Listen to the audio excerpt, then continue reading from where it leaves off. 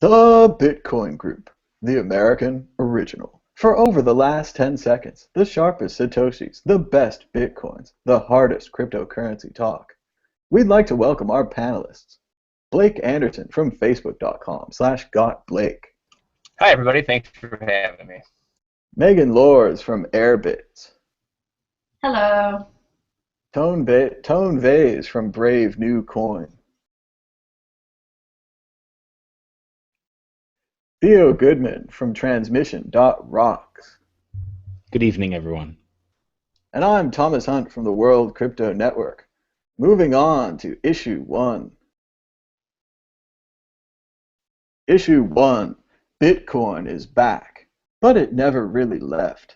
The price of Bitcoin topped $500 recently in a speculative fury that had the mainstream media wondering if perhaps Bitcoin wasn't as dead as they had reported. And once more, the zombie sewer rat that is Bitcoin had arisen from its grave. As we all know, Bitcoin is about more than just the price. A message that is especially true to those of you who watched the Bitcoin price swan dive from 500 back to the 300s.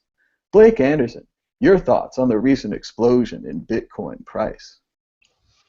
Well, I mean, price and volume and all that kind of stuff are, interrelated. For whatever reason, my webcam has decided to focus on literally nothing as hard as it possibly can, so that's always fun.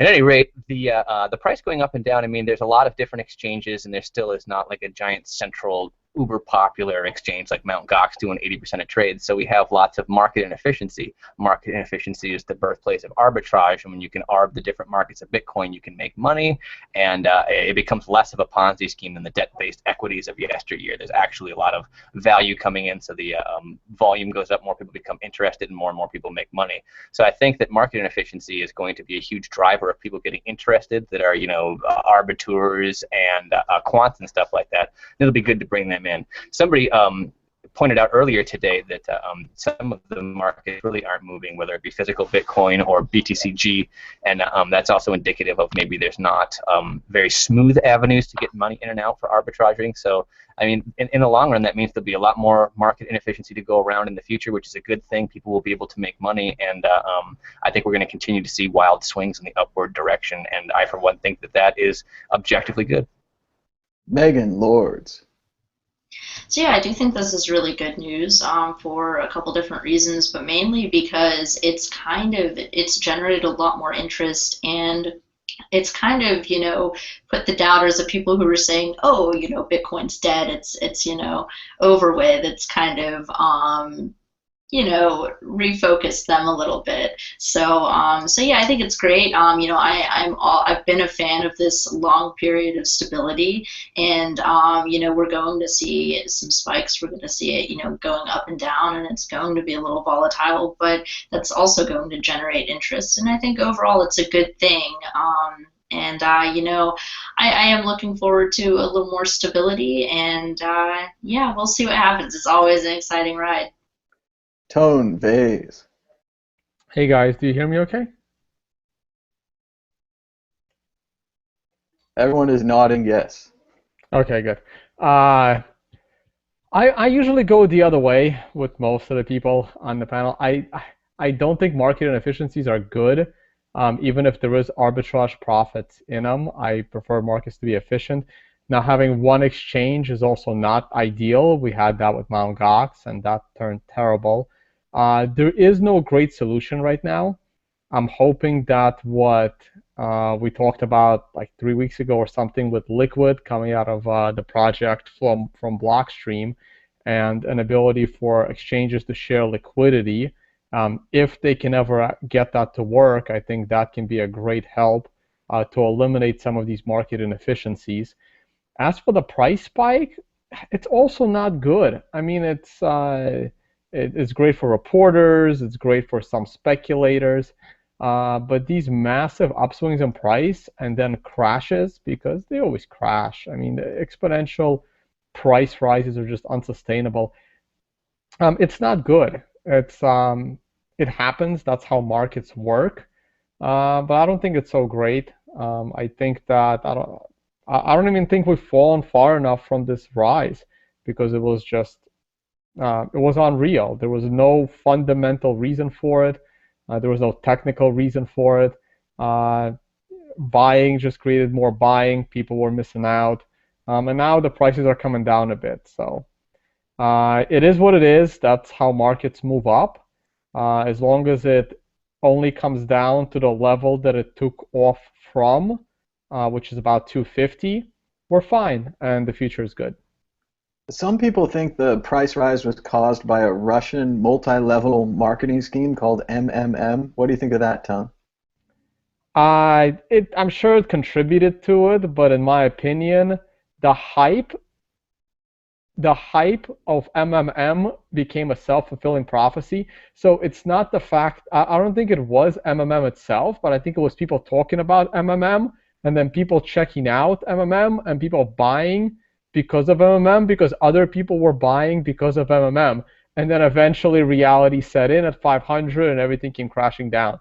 So if I had to throw a number, I would say 10% of the rise in prices was a direct effect of MMM, and I'm being generous. But that's all opinion. I have no hard numbers behind it.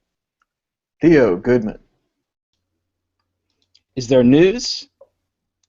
Why is the price going up?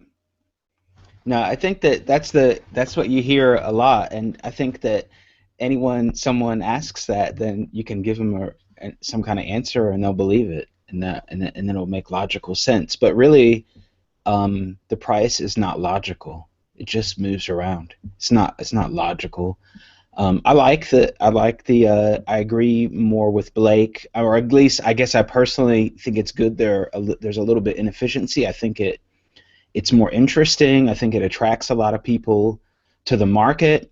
But actually, I think that things have gotten a lot more efficient than they were. It's still a lot easier to get money in and out of exchanges than a year ago, or it's come a long way. So, and this liquid thing is just an example of what some of the exchanges are thinking about doing. I think the price goes up because the price is going up, and the price goes down because price is going down, and that's it. And it's that simple. And there's no, you can try to figure out if it's MMM or if it's you know what, everyone sold because it was Singles Day in China and they had to buy presents. So I mean, there's all kinds. That all plays a part in it, but I think the volatility, definitely the media loves it. They eat it up. And what happens, at least in my circles, is that people say, "Hey, Thea, I want to talk to you. Did you hear that there's that Bitcoin thing? It's going crazy. What's going on?" I said, "That's normal. It's going to probably go down again. That's just how Bitcoin is." And they go, "This is crazy. I had a change tip with $1 and now it's $5. What's going on?" And I said, "Well, that's just how it is." So anyway, I don't think it's bad or good. That's just how markets are. This is just how Bitcoin is, and I think it's irrational, it's crazy, and 2015 is the year of the shakeout with this whole, price going almost nowhere, really kind of doom and gloom style price action, and let's see what happens in the future. That's a good point, Theo. The Bitcoin price is not logical. Oftentimes in the past we'll have a series of the best news possible for Bitcoin, and nothing will happen with the price. Whereas this time we had no apparent news, but a huge breakout and then a collapse. Moving on. If I could jump, people are talking about it. If you look at Google Trends, you can see that more people are talking about it. That has an effect on price. So maybe it's illogical. I hate to just throw it to being illogical, but can we possibly figure out a global currency with such a small market cap and it going up and down that much? That's a pretty hard game to peg. And I think if people have a love for the market more than the money, then things will work out. But if you have short investment horizons and you're a pig, you will get slaughtered very quickly on these spikes and falls. So be wary of that. And remember, Blake, we've never switched over to a global digital currency like this before. This is the first time humanity's ever done this. So there's going to be some ups and downs. Yeah, Blake, but also keep in mind there's a lot more people in Bitcoin today that are already involved. So when you see these Google Trend spikes, that's not necessarily new people coming into Bitcoin. It could be people that have Bitcoin already constantly checking the price because it's going up and down. So these statistics really need to be broken down some more before any speculation can be made on them. Well, I know that there's signals. They're not a direct connection, but the people that are looking at what's going to be happening with Bitcoin, just like you had said, are going to be 10% motivated by something real, and then 90% by either a trend or a rumor mill or some kind of a statistic on Google search. Moving on to the exit question. On a scale of 1 to 10, with 1 being nothing and 10 being absolute, metaphysical certitude, how impressed are you that Thomas Hunt correctly predicted the price of Bitcoin on our Las Vegas show? As you all know, we were in Las Vegas. I predicted 375, and a week later, at the time of the show, 3 o'clock in the afternoon, West Coast time, it was exactly 375. It later moved afterwards, but it was exactly 375. Blake, how impressed were you? I mean, with the amount of volatility that we experienced in between, it's nothing short of a goddamn miracle. I mean, that was the luckiest, that was the most well-researched, well thought out prediction I've ever heard. Megan Lords. As someone who's correctly predicted the price before based on absolutely nothing but pulling a random number out of my head, I have to say I'm super impressed. I'm going to say like strong 9. Tone Vase. Yeah, I'm with you, Megan. I'm gonna go with a 9 as well. I already see like your grin is coming through my my camera into my living room. Let's not blow up your head any more than it already is. So it's I think a 9 is good. Let's we'll keep it there. Theo Goodman. Well, I'm willing to give a 10 only if you share with us or share with me privately your array of exponential moving averages that you used in order to predict the price correctly. And if you do that, then I'll give you a 10. Until then, 9. It took a lot of charts, a lot of Fibonacci numbers and triangles, but of course, the correct answer is a 10. 10. Moving on, issue 2, Microsoft and Bitcoin. Well, Microsoft and Ethereum. Microsoft joined forces this week with a startup called Consensus to quote-unquote play around with the blockchain tech used in cryptocurrency. No details yet on Microsoft's project, but this quote, released by the formidable Redmond, Washington company, reminds me of something a Bitcoin startup would say, with Microsoft saying that we are just scratching the surface of what can be done when you mix cryptographic security with the reliability of the blockchain. Megan Lords, Microsoft working on Ethereum, is this a good thing for the future of cryptocurrency? Well, they don't really necessarily want to use the cryptocurrency part of blockchain. So this is kind of an interesting thing. So I remember, like, we've been doing this show for a while, and I remember we used to have questions like, oh, can these big corporations or can these governments kill Bitcoin? And now the conversation has kind of shifted to, oh, wow, it looks like they kind of want to use this technology. They want to use the underlying, blockchain technology. And now I keep hearing this narrative of like, oh, I don't like Bitcoin, but I like the blockchain, and it's one that I'm kind of getting tired of hearing. It's like, and there's a lot of, it would take a very long explanation for why, which I'll probably be writing about here soon. But yeah, I am tired of kind of hearing that. I think Bitcoin is really where it's at, and everyone trying to do other things are not really getting the full picture. So I think it's interesting that a lot of these corporations are interested in the technology. I think that's going to generate further interest in Bitcoin. So, I hope it works out that way, but we'll see. I mean, it all depends on what they want to use this technology for and what their kind of end goals are and things like that. So, I think it's a good thing as far as just from a general interest perspective, but kind of waiting it out. I'm curious to see what direction some of these corporations are going to take. I've heard Microsoft plans to use the blockchain to bring back Clippy, the office assistant. Oh, God, no. Tone Vase. All right, so this one is kind of weird. Let's start with, I mean, it didn't really do much for Ethereum. The price of Ethereum went up just on the hype, and if you look at the price of Ethereum now, it's back under $1. per Ether. So, I mean, the price is confidence, and the price of Ether is starting to go down again. So obviously, no one really cares that Microsoft is allowing developers, I believe, to like access the Ethereum libraries in order to do some programming. As to the other part of Microsoft uh, being serious about encryption and privacy and security, I mean, that's just a joke. Microsoft doesn't know the meaning of the word privacy, especially, and they may know a little bit about security, but not from the perspective of the end user. I mean, all these things are, to me, it's completely ridiculous. I mean, look at Windows 10. It's just, I mean, half of it is just a complete spy machine on everything you do. So the whole idea that Microsoft would be interested in the blockchain is silly, right? I mean, they want the underlying technology. They just want to build a faster database, basically. But no, if they understood what Bitcoin actually is, which is privacy for the end user, for the end user, I mean, they would run away from it as far as they can. So it's just buzzwords, just so Microsoft, remains relevant. Theo Goodman. What were they talking about? Blockchains and cryptographic ledgers. They're totally out of it. It's all about Merkle trees now. So if they got to get a Merkle tree and all that kind of stuff, then maybe they'll get caught up. But they're totally behind right now. So I'm not really sure what they're doing. They got to get up to date and get their wording right. They're definitely starting behind. In any case, yeah, I think it's interesting.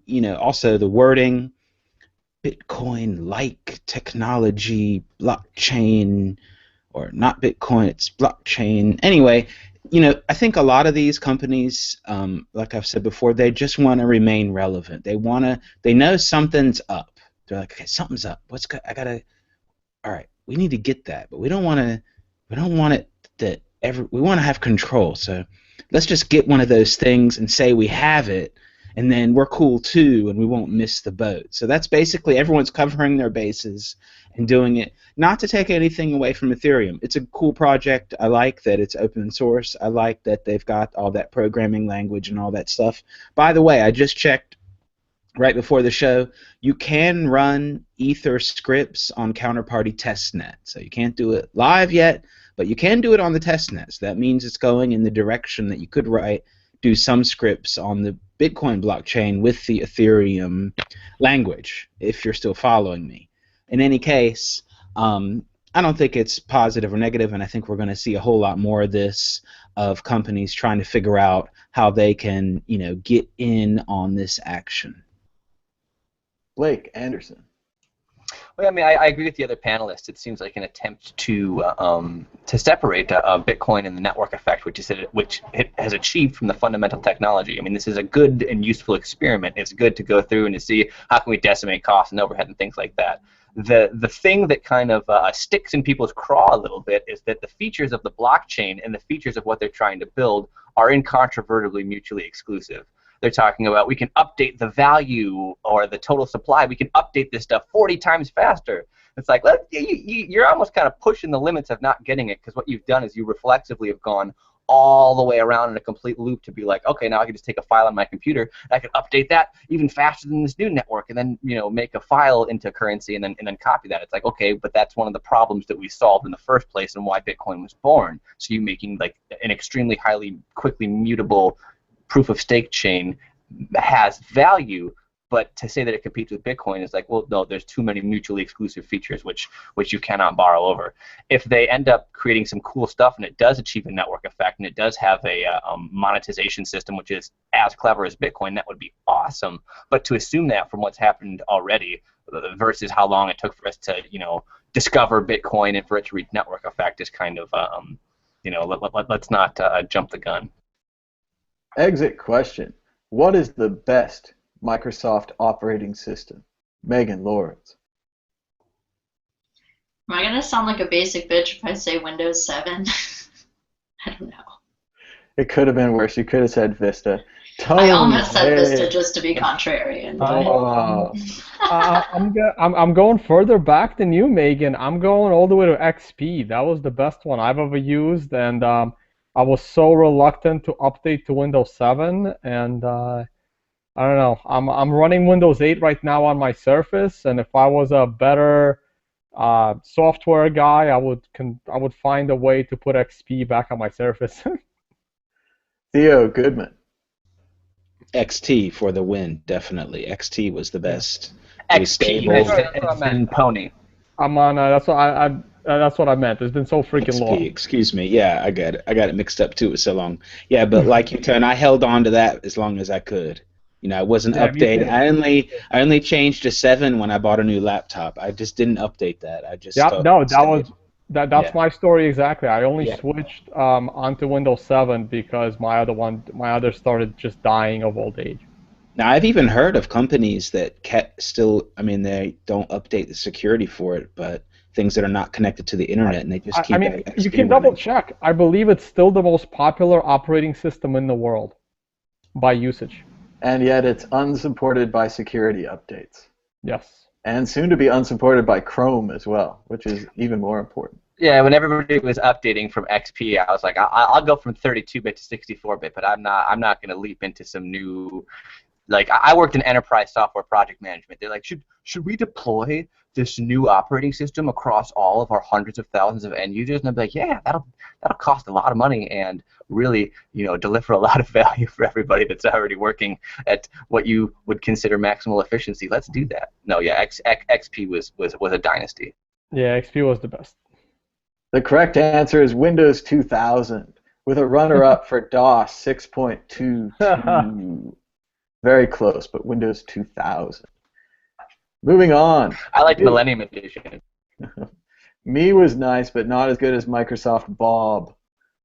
Moving on. Big thank you this week to Bitcoin.com, who we are proud to partner with to help spread the word about Bitcoin far and wide. They had a great AMA on their forum this week featuring questions and answers from every Bitcoin CEO in the business, including Purse CEO Andrew Lee. There may even be a mad AMA in the future. Check it out at bitcoin.com. Issue 3. Can a Bitcoin-powered social network improve on Reddit? Yes. Yes, it can.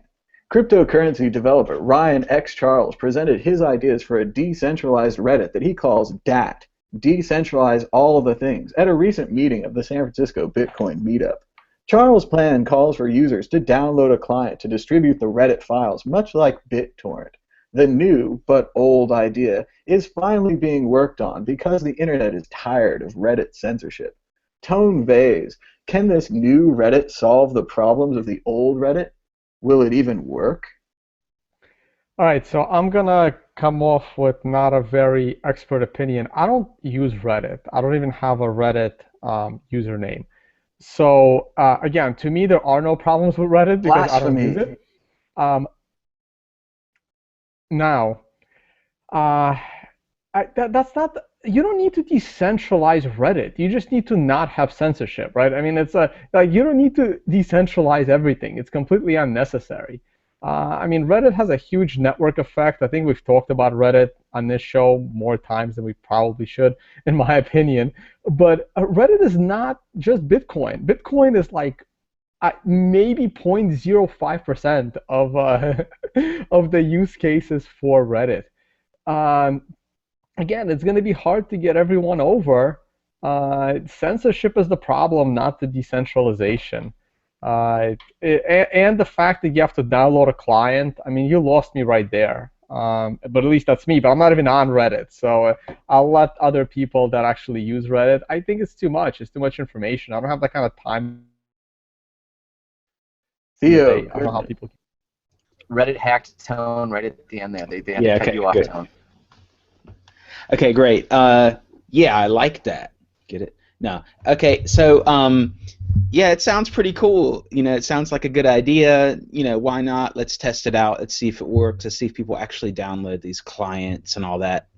And maybe then we can do some Ethereum scripting on top of it and do some upvotes or something really crazy like that. But I think it's good that at least there is something going on, that he has this vision. Now, if it's going to be okay for people to download all these extra programs and all that, and people are actually going to use it, I don't know.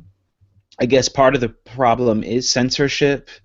Maybe part of the problem is identity, that the people, anyone can just make another account and say whatever they want, which is good in some ways, but if you want to hold people accountable for what they say, or depends on really the kind of conversations you want to have, I think.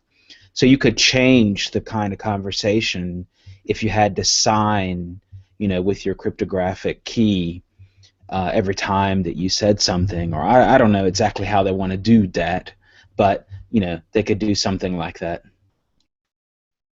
Blake Anderson. Well, I'm going to have to side with Tone here. I'm not an expert on Reddit. I used Reddit very briefly, and the things that were contrarian that I wanted to say were edited or voted down or something. They weren't voted down. They were just completely edited from somewhere, and I was like, what? Is this like this specific page or Reddit? And they were like, no, Reddit says that you can't be negative or whatever. It's like, well, okay, maybe that's for the best a little bit, but I like to be negative at times because, like, if you're just a manic, ball of positivity, nobody cares what you have to say anymore. You have to, kind of mix both. So I think Ryan is a pretty smart guy, and if he wants to do anything to replace Reddit in any way, shape, or form, I mean, I'm behind it, but I won't go on too much because, I don't use it very much.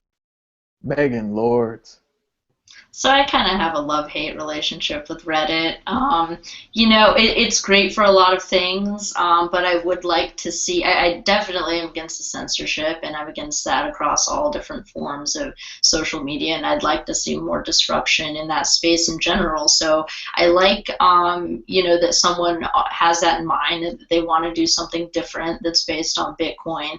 But kind of like Tone said, you kind of lost me at having to download a client. Like, I don't know that I would want to do that to join a social network.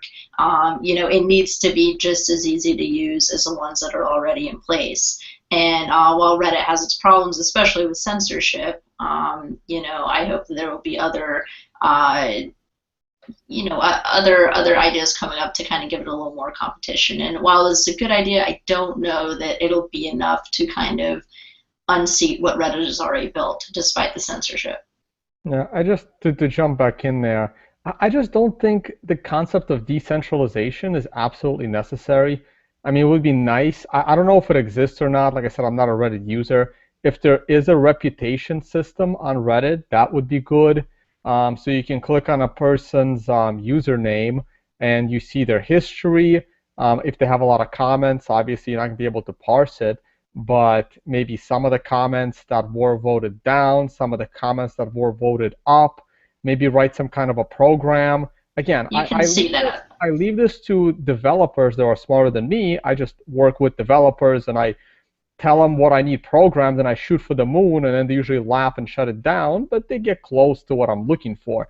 That's been my experience in 10 years of working with developers on Wall Street and in the Bitcoin space now. And so get a reputational system in there. Try to find a way to create some kind of a reward system using Bitcoin so people can get paid for using it often, using it properly, but again, right, who's to say what is proper use of Reddit? That brings censorship back in. And also, if you're leaving comments, I mean, how do you treat a reputation? If you want to see person's best and worst comments, kind of like on Amazon, when I go to look for a product, I see like 3 best reviews and I see 3 worst reviews. So write a program to display people's history and reputation with some of their most popular comments and some of their least popular comments. Yeah, they have that already on Reddit. You can click on a username and look at their comments and see, what's been uploaded and what they've said. Now, if they're anonymous and they've just come, if it's like sock puppets you're looking at, then you don't really know who it is. But for like the moderators, I think it's especially useful. You can go in there and see the different moderators of different subreddits and their comments and how they're engaging with the different communities, and I think that's really useful. Part of the problem, this is also part of the good thing about Reddit, is that it's really easy to create a Reddit account. As a result of this, most everyone has at least 5, and you'll have these conversations going on between accounts, and you don't even know if those are all the same person talking to each other, if it looks like they support you but they're all fake users.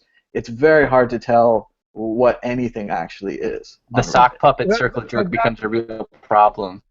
Like that sounds ridiculous to me, right? Then why read Reddit? I mean, people just have way too much free time on their hands, apparently, right? And then they're complaining why there's no jobs. Well, stop creating 5 accounts on Reddit and talking to yourself, and go do something useful for a living, right? So this is another reason why I don't really care for Reddit. It's, I mean, any kind of website, any kind of technology that just shows you how much free time people have to do absolutely nothing, I tend to just ignore it 99% of the time. Didn't you help found hamsterdance.com though? I'm kidding. There is value to Reddit. It does help you find good articles, the voting of up and down. It's just that, yeah, the comment sections get a little out of control, but people like that. It's the internet. It's like Usenet. It's the old days. The old school. No, I mean, it's great to... Okay, go ahead. All right, we're done with that. Exit question. True or false?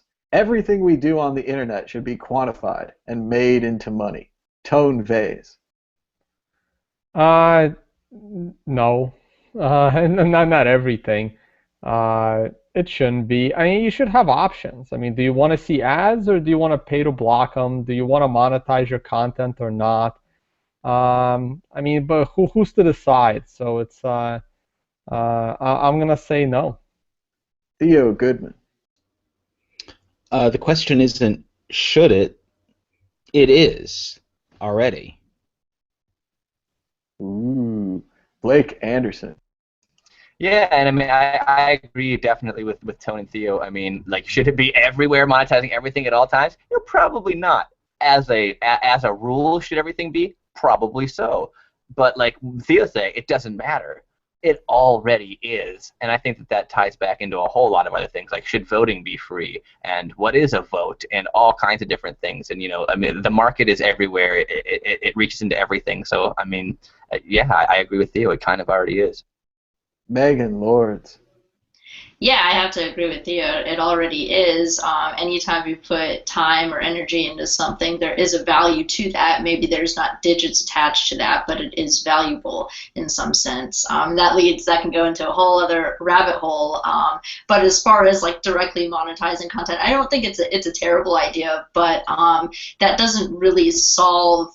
I don't think it solves any problems. Like as far as freedom of speech, for example, and censorship and stuff like that, because all it does is, especially if you were, for example, tipping in cryptocurrency or something. I mean, someone who has a whole load of cryptocurrency can upvote content that may not really be that relevant to the discussion or may not really be that useful to people. So it doesn't change those things, just like, money can buy you speech in elections and whatnot. So, but yeah, it is. There's a value, but it may not be quantifiable. Can I jump in? Yeah, go ahead. I was going to jump in and actually ask Thomas, as a panelist, you were familiar with the work of Kurt Vonnegut and the entire theory of the Industrial Revolution replaced physical jobs, and now the intellectual or white-collar jobs are being replaced. What do you think about that in the context of everything that you do on the internet being monetized, because now your job is to be studied by the rest of society to figure out, what's going on? Like, that's the new work. I mean, how do you feel about that whole angle of this, Thomas? Well, I do think that a healthy reading of Vonnegut is essential for our society. I see a lot of people talking about robots replacing jobs, and I see a lot of people not talking about Kurt Vonnegut's very first book, Player Piano, where he talked about the elimination of jobs and the gangs of people that would walk around with nothing to do, and how the real problem at that point is, what do you do with all these people who are essentially not useful? You can't just get rid of them. Some people think you can. There's also Goodbye, Mr. Rosewater, where Vonnegut talked about the need for extended families and how we've lost families. And what he did is he assigned everyone a unique middle name, like Red 15, and then you're in the Red 15 club. And whenever you meet someone that's a Red 15, that's like your brother. Whenever you meet someone that's a 15 or just a Red, that's like your cousin. And he built a whole new network of extended families. And that's a lot of what I think the internet has done, is it's given us a chance to help people. And a lot of times you'll have someone like volunteering their time on a forum, and maybe they're a professional person like a lawyer. They could make a lot of money with that time, but instead they're volunteering it. And things like people do, like I make podcasts essentially for free. because I think they're good, and I want people to enjoy them and to learn from them and be educated, and I think that has a value in its own. And I worry that when we put too much money on things, we start to value things only in money, not just in whether or not they're good. And a lot of things on the internet, people have made web comics, they've made blogs, videos, all kinds of things that I've enjoyed, and I've enjoyed them because they're free and because they're good. And I don't necessarily want to put money in between us. Like, yes, I buy those people's books when they make books. I buy their movies when they make movies. But I'm waiting for them to package us up as a product, not just to pay them for every little thing they do. I wholeheartedly agree, and I love to at times throw back to Thomas because he is. I don't think I've ever met anybody who has more exposure to literature than Thomas. Yeah, So I think that's skipping out like every other word. Sorry, Blake. It was sycophantic anyway. Keep going. Yeah, no, Thomas, I agree with that as well. I mean, that was very well said. Just like you put together this podcast for free, we're all participating in this podcast also for free. Same thing when I started out with my blog, writing about Bitcoin and economy in general. That blog was only around for like 2 months before Cointelegraph asked me to write for them instead. So just because you're doing something for free doesn't mean that there isn't a potential payoff just for you to be out there. So it's so this goes back into what Theo said. There is monetization with everything on the internet, even though there's no direct financial transfer in it for every single little click and every single little word. That's a good point, Tone, that you're building your reputation when you go on the internet. If you seek out to do something like I was making Mad Bitcoins episodes every day and I was trying to improve on them, and that kind of became my resume for if you give this guy a little bit of money, a little bit of support, he will do that every day. And that shows a dedication. And I think a lot of people, it doesn't matter what field you're in, writing, sculpting, painting, making videos, doing it every day. Keep coming back, keep improving, and show people that your goal is to improve and your goal is to work together with people.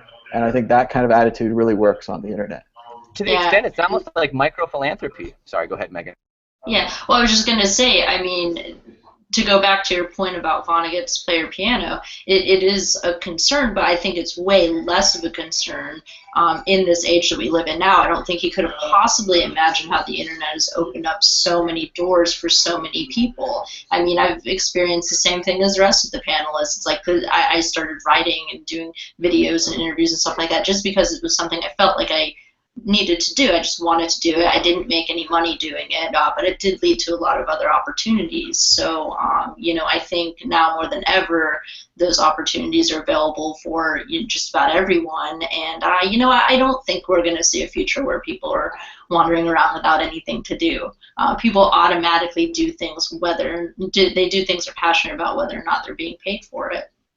Yeah, and also here's the difference, right? Instead of like me and Blake and even you, Megan, we're not Reddit users. We actually went out and put in our time not knowing whether anyone would want to listen to us, but we had our own voice.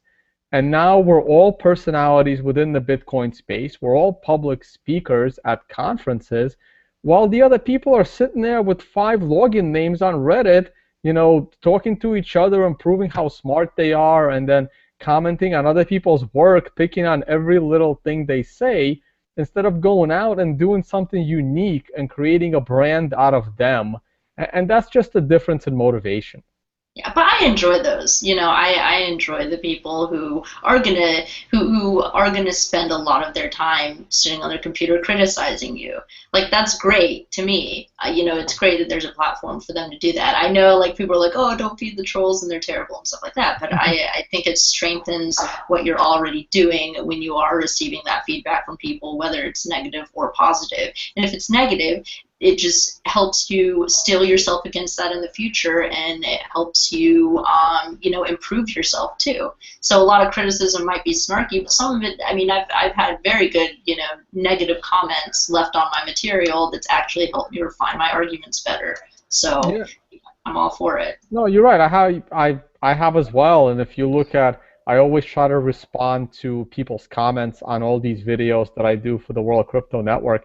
I just think that if someone goes out of their way to make a comment, as long as they're respectful about the way they express their comment, they deserve a reply because they put in their time, so we will give them some time back.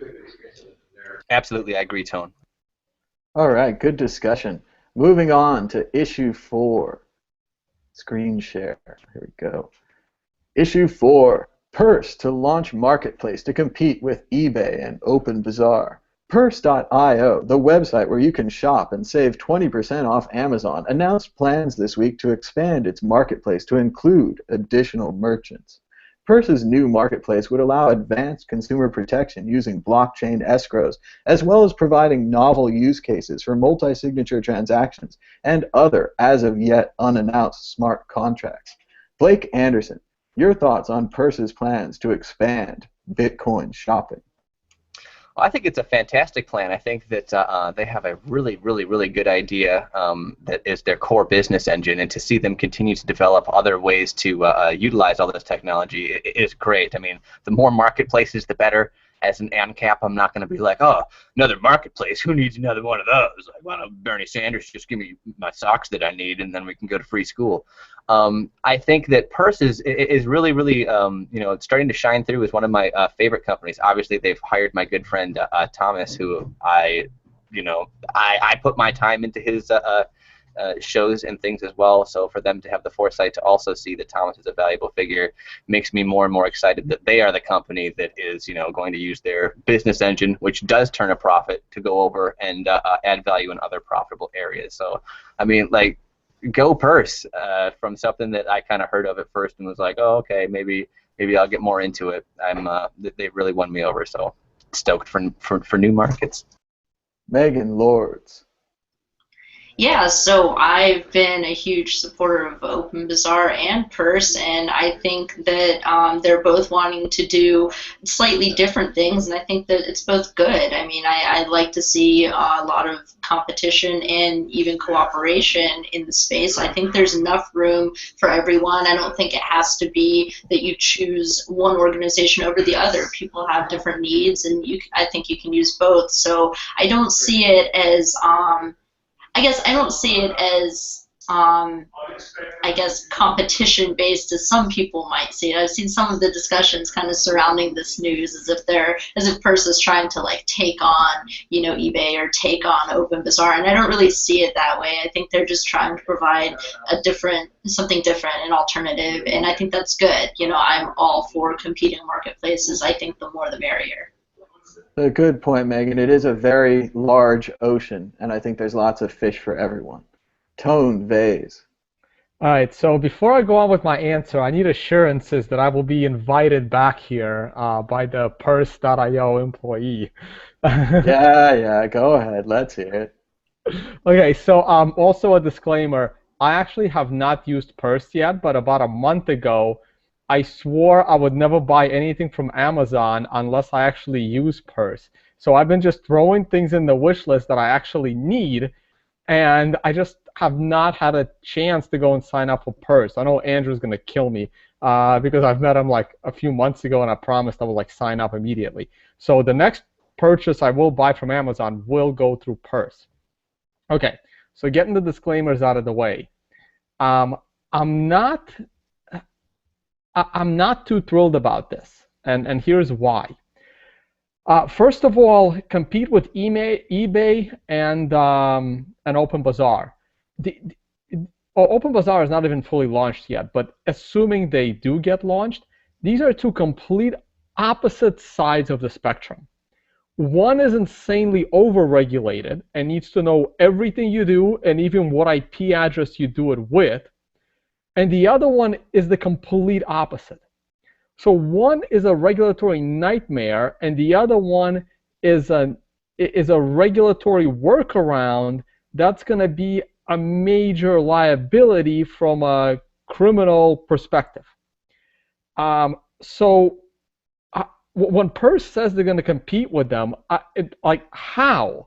Because they're so polar opposites. So right now, Purse has this little niche because they're using Bitcoin for what it actually is, a regulatory arbitrage. The Purse is a complete middleman. They don't know who you are. They don't need to know who you are because they're just providing a platform for you to want something from Amazon. You put money in escrow, somebody else buys it, and it gets shipped to you. The moment they start going after the eBay or the OpenBazaar, they run into these problems. Either they got to know every single user, in which case I am no longer thrilled with Purse, and if they go in the OpenBazaar route, they're an open public company that is not decentralized. Now I'm worried for everyone that works there, including yourself. So this is the big toss-up for me as to how exactly they're going to do it and what exactly they're trying to do. So if what I said just makes sense. So I'm a little bit nervous about the direction that Purse is headed, but that's just my opinion. I haven't even used Purse yet, but I will, I promise. Yeah, we'll just have to see how it goes. And it did take me a long time to use Purse as well. I really liked Amazon's instant ordering. I know that it's coming. Purse, it definitely sometimes can take a couple extra days, but you do save 20 or 30%. And what I found is after you've done your first successful transaction and everything works out fine, people just stop using Amazon and start using Purse. And the time preference value. I stopped using Amazon. I just haven't started using Purse yet. So right now I'm just not buying anything on the internet. You're halfway there. Yeah. Let's see. Theo Goodman. Yeah, I think it sounds like a good idea. Why not? Let's try it out. I'm always in favor of, trying these things out. And yeah, it's good there's competition because then maybe the people will finally release whatever they're supposed to be releasing. How long have we been talking about OpenBazaar now? Everyone's waiting for it. So guys, hurry up because these people are going to release something and they're going to blow you out of the water. So I like that, you put the fire under the other projects, make them go, oh no, what's going on here? Uh-oh, we're going to have to release it. So that's good. I really like that aspect of it for sure. And let's just see how this all works with escrow and the legality of it and all that. I think that's great. It's ripe for disruption. Nobody likes using Amazon. Nobody likes eBay. Nobody likes all that. Just like Tone said about not liking Amazon. I think everyone's had bad experiences with about every platform. So yeah, we need to make something, and let's see if this is the way. I wanted to comment to what Tone said because I think he was right. There's the two polar opposites. But maybe Purse can find something in the middle there. I think if they check with lawyers and they have the money to actually fund a responsible build-out, that it could be great. I think Tone is right. If you're a company that doesn't have a lot of money and you're like, I'm just going to go and start buying and selling things over international barriers and transmitting currency to currency and stuff like that, that could be dangerous. But hopefully a company with a core engine that drives profit will be able to figure out legally how to best do that. And I think that Purse can find a spot right in the middle of those two polar opposites that Tone was illustrating. Exit question.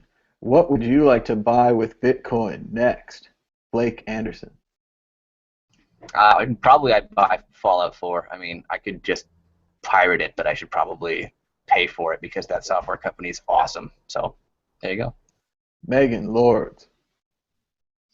I have a book wish list that I need to get through, so something on there. Tone Vase. I honestly don't know. I just buy things when I need them or when I want them at the time. I don't usually think that far ahead when I need to buy something. The only thing that is sitting in my Amazon wish list that's going to force me, I kind of had the side mirror on my car busted, so I need a new side mirror, and I already found it on Amazon, and now I need to create a Purse account to actually buy it. So that's what I will be buying. I don't know if it'll be my first thing, but that's definitely that will be bought in the near future. It's always good to order useful things. I know I got on there, I ordered all my DVDs and books and movies, and then I was like, wait a minute, I can buy clothes and food. And then I started spending money wisely. Theo Goodman.